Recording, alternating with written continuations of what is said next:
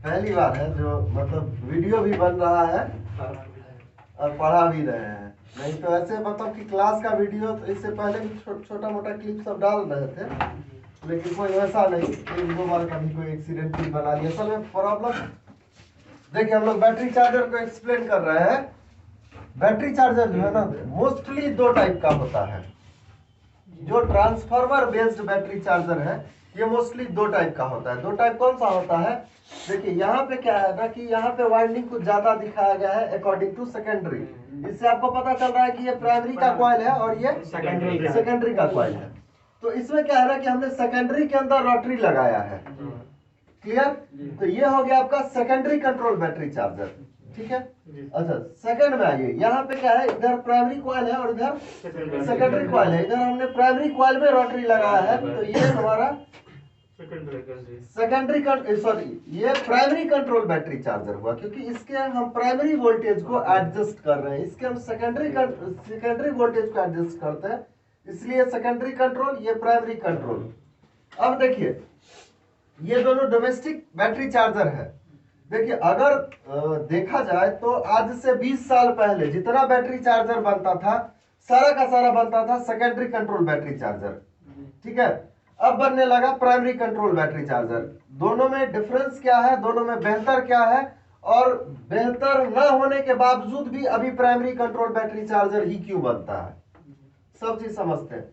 सबसे पहले क्या है कि ये है हमारा secondary control battery charger. Secondary control battery charger में क्या होता है कि हम सेकेंडरी जो हमारा पावर है इसको हम कंट्रोल करते हैं, लेकिन अंतर क्या होता है कि इधर अगर मेरा बैटरी चार्जर 10 एम्पियर का है मान लीजिए, तो यहाँ 10 एम्पियर के अकॉर्डिंग हमको रोटरी स्विच लगाना पड़ेगा। ठीक है। इस रोटरी स्विच के ऊपर 10 एम्पियर का लोड ऑलवेज रहेगा, मतलब मोस्टली इसके ऊपर 10 एम्पियर का लोड रहेगा। तो अधिक लोड होने की वजह से क्या होगा कि इसका rotary switch time to time खराब भी हो सकता है। अलग बात है 10 एम्पियर की रिक्वायरमेंट है तो वहां पर हम 15-20 एम्पियर का रोटरी लगाते हैं, बावजूद इसके क्या होता है कि ये खराब होता है। ठीक है। 20 साल पहले यही बैटरी चार्जर बनाने का कंसेप्ट था और बहुत अच्छा बैटरी चार्जर ये होता था। ठीक है। ये जल्दी जलता भी नहीं था अकॉर्डिंग टू प्राइमरी कंट्रोल। अब देखिए ये प्राइमरी कंट्रोल बैटरी चार्जर, इसमें हम प्राइमरी के वोल्टेज को एडजस्ट करते हैं। इधर अगर मेरा 10 एम्पियर का सिस्टम है तो इधर बहुत माइनर एम्पियरेज इधर हम प्राइमरी मेरा कंज्यूम कर रहा है, बहुत माइनर। तो इसमें कोई सा भी कमजोर से कमजोर रोटरी स्विच भी लगा दे तो इधर ये इसमें बड़ी आराम से चलेगा, ये जलेगा नहीं। एक लंबे टाइम तक इसका रोटरी स्विच नहीं जलेगा जो कि हम प्राइमरी में लगाते हैं। अच्छा, इस बैटरी चार्जर का एक एडवांटेज है। एडवांटेज क्या है कि अगर हमारे यहाँ सपोज कीजिए कि 100 वोल्ट से लेकर 300 वोल्ट के बीच रहता है, तो इस अकॉर्डिंग अगर हम इसके प्राइमरी के कॉइल को बना लेते हैं तो वोल्टेज चाहे जैसा भी हो मेरा बैटरी को ये चार्ज कर सकता है, बस हमको एक्टिव हो करके उसके रोटरी को एडजस्ट करना पड़ेगा। क्लियर? अब देखिए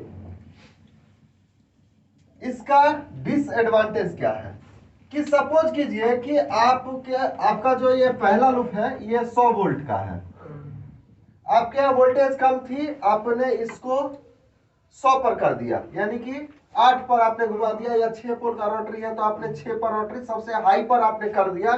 बैटरी चार्ज हो रही थी, आप सो गए, अचानक से वोल्टेज पूरा आया यानी कि 240, तो उस कंडीशन में आपका बैटरी चार्जर जल जाएगा।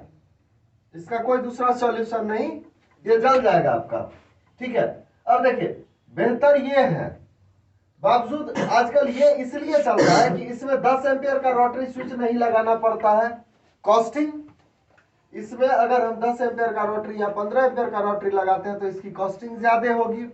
इसका ट्रांसफार्मर बनाने में मोटे तार, जो सेकेंडरी में जो हमारा मोटा तार होगा उससे लूप निकालना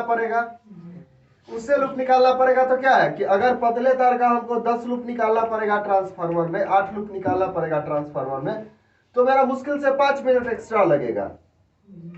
पर इसमें अगर चार लूप अगर निकालना है तो अगर 5-5 मिनट ही अगर लगा एक लूप निकालने में, अगर अनट्रेंड है तो, यानी कि टाइमिंग का भी फर्क आया। मोटे तार का लूप अगर आप बड़ा साइज में निकालते हैं तो उसमें आपका वायर भी ज्यादा लगा। अगर आप बल्क में प्रोडक्शन करते हैं, इतना वायर बढ़ा तो बहुत वायर आपका बढ़ जाता है।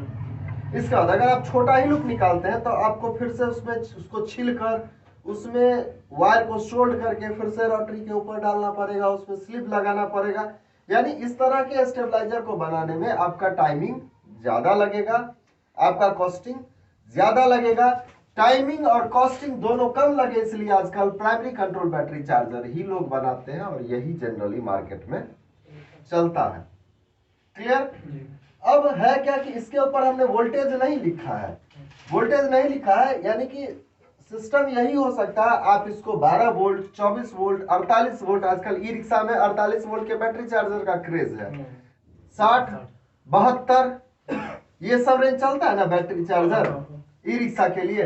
तो आपका कोई सा भी हो सकता है, आपका ये सेकेंडरी कंट्रोल में भी आप बना सकते हैं, प्राइमरी कंट्रोल में भी बना सकते हैं। बस अभी के दौर में सेकेंडरी कंट्रोल बनाने के लिए आपको एक चैलेंज ये भी फेस करना पड़ेगा कि मार्केट में आप 10 एम्पेयर का रोटरी स्विच खरीदेंगे तो वो आपको 10 एम्पेयर मिलेगा नहीं। एक्चुअल में अगर आप उसके ऊपर 10 एम्पेयर का लोड दे तो वो काफी हीट होगा। यानी कि अगर आपको 10 एम्पेयर का परफेक्ट लोड डालना है तो वहां पे आपको 20 एम्पेयर का रोटरी लगाना पड़ेगा, तभी वो 10 एम्पेयर में काम करेगा। समझ रहे हैं? तो एक तो 10 एम्पेयर का रोटरी, उसमें भी डबल एम्पेयर इसका अगर लगा है तो कॉस्टिंग तो हर में भागता जाएगा ना, कॉस्टिंग तो हर सूरत में भागता चला जाएगा। तो आपका ये तो मॉडल हुआ सेकेंडरी कंट्रोल, प्राइमरी कंट्रोल, ये दोनों डोमेस्टिक बैटरी चार्जर है यानी घरेलू बैटरी चार्जर है। ठीक है? अब देखिए इधर इसमें प्राइमरी ऐसा ही 0-240 डाल के छोड़ देते हैं। आप देखे होंगे कहीं कहीं पहले जो चार्जिंग स्टेशन होता था जहां लोग बैटरी लेकर के जाते थे चार्ज करवाने के लिए दुकान पे, वो उसके यहाँ जो चार्जर रहता था उसमें 2 रोटरी रहता था। ठीक है? एक रोटरी को बोलते हैं हम लोग फोर्स कंट्रोल, एक को बोलते हैं फाइन कंट्रोल। इसमें देखिए प्राइमरी सबसे पहले 240 का वाइंड किया हुआ है। अब देखिए ऑफ कर दीजिए थोड़ा देर। अब इसमें क्या है कि सबसे पहले 0 से आप यहां पे वाइंड स्टार्ट किए, 2 वोल्ट 2 वोल्ट 2 वोल्ट 2 वोल्ट, यानी कि 0 के अलावे आपने 3 लूप 2-2 वोल्ट का निकाल दिया। हालांकि हमने यहां पर लिखा है 0, तो ये कनेक्शन के अकॉर्डिंग हमने यहाँ पे लिखा हुआ है। अगर इसको आप अभी अगर वाइंड करते हैं तो आपका कंडीशन ऐसा होगा, ये 0 होगा, ये 2 वोल्ट होगा, ये 2 वोल्ट होगा, ये 2 वोल्ट होगा। लेकिन जब कनेक्शन करेंगे तब हम इसको 0 मानेंगे, तो इससे पीछे ये भी 2 वोल्ट, ये भी 2 वोल्ट और ये भी 2 वोल्ट। समझ में आया? अब इस 0 से यहाँ 12 वोल्ट का वाइंडिंग रहता है, फिर 12 वोल्ट का वाइंडिंग रहता है, फिर 12 वोल्ट का वाइंडिंग रहता है, फिर 12 वोल्ट का वाइंडिंग रहता है। अब इसमें क्या हो रहा है थोड़ा सा ध्यान दीजिएगा तो समझ जाएगा। देखिए अभी इसको हम कर देते हैं 1 पर, ये रोटरी स्विच मेरे 1 पर है, और ये भी रोटरी स्विच को हम 1 पर कर देते हैं, तो हमारा आउटपुट वोल्टेज अभी कितना निकलेगा? 12 वोल्ट निकलेगा। ठीक है? अब देखिए अगर हमको बैटरी का चार्जिंग एम्पियर थोड़ा सा इंक्रीज करना है तो इसके लिए हम वोल्टेज ही उसका बढ़ाएंगे। तो इसको अगर हम 2 पर करेंगे तो अब कितना वोल्ट बन जाएगा? 14 वोल्ट। सॉरी एक चीज हम आप लोग को बताना भूल गए कि ये सेकेंडरी कंट्रोल जो बैटरी चार्जर होगा ना, अगर ये 12 वोल्ट के अंदर अगर हम बना रहे हैं तो पहला लूप इसका 12 का निकाल देंगे या 10 का भी निकाल सकते हैं, 10 का, फिर 3 वोल्ट, फिर 3 वोल्ट, फिर 3 वोल्ट, या आप अपने अकॉर्डिंग इसका 1 वोल्ट बढ़ा भी सकते हैं या घटा भी सकते हैं। इसमें भी जब आप एक बार रोटरी को घुमाते हैं तो आपको 2-3 वोल्ट का डिफरेंस मिलता है, इससे आपकी चार्जिंग बढ़ती और घटती है। क्लियर? कोई भी क्वेश्चन आता है तो पूछिए। तो यहां पर क्या है कि जब आप फाइन कंट्रोल को 2 पर किए तो आपको कितना वोल्ट मिला? 14 वोल्ट मिला, यानी कि चार्जिंग का रेशियो थोड़ा बढ़ा, एम्पियरेज आपका थोड़ा सा बढ़ गया। अब देखिए अगर हम यहाँ पर मतलब इसको बोलते हैं फोर्स कंट्रोल, ये आपका फोर्स कंट्रोल, ये है फाइन कंट्रोल। तो फोर्स कंट्रोल वाले रोटरी को अगर हमने 2 पर कर दिया तो कितना वोल्ट मिल रहा है अभी? 12 दूनी 24 और 2 वोल्ट, ये 2600 वोल्ट मिल रही है। अगर हमको 2 बैटरी चार्ज करना है, इस रोटरी को हम 2 पर करते हैं, ठीक है। और एम्पियर अगर हमको और इसका हाई करना है, सपोज कीजिए हम इसको 4 पर कर दिए, अब हमको कितना वोल्ट मिल रहा है? कितना? यहां से यहां तक 24 वोल्ट, फिर 2 वोल्ट, 26, 27, 28, 29, 30 वोल्ट हमको मिल रहा है। तो समझ रहे हैं वोल्टेज आप इसमें किस तरीके से बढ़ता घटता है। रोटरी का कनेक्शन ठीक से समझ लीजिए। इसका जो ट्रांसफार्मर का जो 0 वाला लूप होगा, पहला लूप, इसमें 4 नंबर पे लगेगा फाइन कंट्रोल में, 4 3 2 1 करके कनेक्शन होगा। और इसका जो फोर्स कंट्रोल वाला होगा, उसका पहला लूप 1 पे, दूसरा 2 पे, तीसरा 3 पे और चौथा 4 पे। ऑलवेज बैटरी चार्जर आपका डोमेस्टिक हो, कॉमर्शियल हो, इसमें आप एम्पियर मीटर कहीं भी लगा सकते हैं। यहाँ पे 2 वायर निकला, यहाँ पे 2 वायर निकला, आप एम्पियर मीटर यहाँ भी लगा सकते हैं, यहाँ भी लगा सकते हैं, यहाँ भी लगा सकते हैं। इस डायोड को आप यहाँ भी लगा सकते हैं, फ्यूज यहाँ भी लगा सकते हैं। यानी इसको आप अपने सर्किट में कहीं भी यूज कर सकते हैं, कोई प्रॉब्लम नहीं है, ठीक है। कोई क्वेश्चन? डायोड से जो तार निकलता है वो प्लस होता है। हाँ देखिए, डायोड का जो फॉरवर्ड बाइसिंग है, इधर हमारा पॉजिटिव साइड, मतलब पॉजिटिव साइड होता वैसे बेसिकली यही है, लेकिन पॉजिटिव फॉरवर्ड बाइसिंग में क्या है कि पॉजिटिव सप्लाई हमको इधर मिलता है, ठीक है, सप्लाई हम इधर से लेते हैं। अच्छा एक चीज और देख लीजिए, अगर इस डायोड को यहाँ पर उलट के लगा दिया जाए ऐसे, अब क्या होगा? इधर हमारा निगेटिव सप्लाई निकलेगा और इधर हमारा पॉजिटिव हो जाएगा। क्लियर? अच्छा, इसमें सिंगल वे, रेक्टिफिकेशन, 2 वे, 4 वे दिखाए थे क्या इससे पहले? 4 डायोड लगा के हाँ दिखाए थे, बताए थे। तो ये सब आप लोगों को पता है। तो ये आप सबसे पहले सबसे पहले डिजाइन बना लीजिए कि इस तरीके से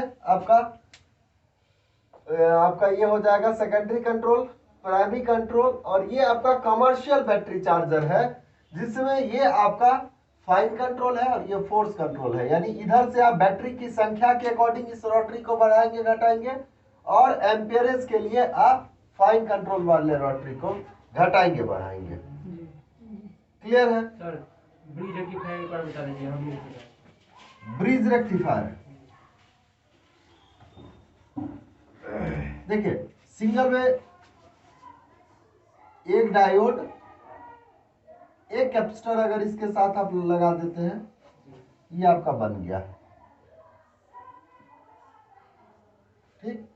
अब आपको 4 वे के लिए आपको एक डायोड, 2 डायोड, यानी कि 2 डायोड का पॉजिटिव सिरा एक तरफ जोड़ देंगे और 2 का निगेटिव सिरा एक तरफ जोड़ देंगे। देखिए, ये इसका निगेटिव, ये इसका निगेटिव, 2 पॉजिटिव एक तरफ जुड़ गया, 2 निगेटिव एक तरफ जुड़ गया, 1 पॉजिटिव 1 निगेटिव, 1 पॉजिटिव 1 निगेटिव। इधर से हम एसी सप्लाई करते हैं, इधर से हमको डीसी सप्लाई मिलता है, ठीक है। इधर प्लस मिलता है, इधर माइनस चार्ज। क्लियर? इसमें हम इसके जो हमारा सप्लाई बाहर निकलेगा उसको फिल्टर करने के लिए यहाँ पर हम एक कंडेंसर लगाएंगे, ठीक है। अब इसको हम कितने एम्पियर और कितने वोल्ट में लगाएंगे? सपोज कीजिए कि अगर हम इसको लगाएंगे 48 वोल्ट के लिए, 48 वोल्ट के लिए, तो 48 वोल्ट के लिए आपको मतलब हर डायोड का अपना अपना वोल्टेज रेंज है और हर डायोड का अपना अपना अलग अलग एम्पियर है। तो हर डायोड का अलग अलग एम्पियर है, तो अगर एक डायोड का एम्पियर सपोज कीजिए कि 1 एम्प का कोई डायोड है, आपको यहाँ पे आपके पास 1 एम्प का ही डायोड है और आपको यहाँ पे 4 एम्प की जरूरत है, तो आप यहाँ पे पैरेलल में 4 1 एम्पियर को लगा सकते हैं।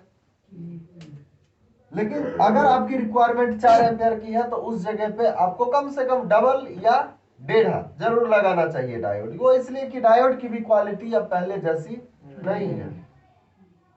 तो कहीं पे अगर 4 एम्पियर की रिक्वायरमेंट है तो आप 8 एम्पियर का डायोड लगाइए, बेटर परफॉर्मेंस मिलेगा। दूसरी बात, हम लोग के यहाँ क्या है ना कि जब गर्मी भी पड़ती है तो कड़ाके की गर्मी पड़ती है।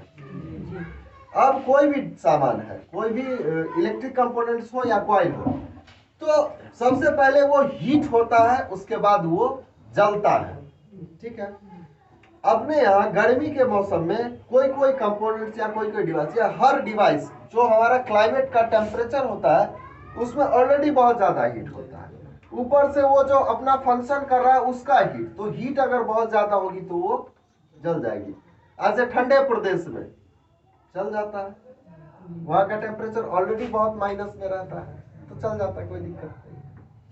ठीक है, समझ में आया? चलिए, तो इसको सबसे पहले नोट कर लीजिए।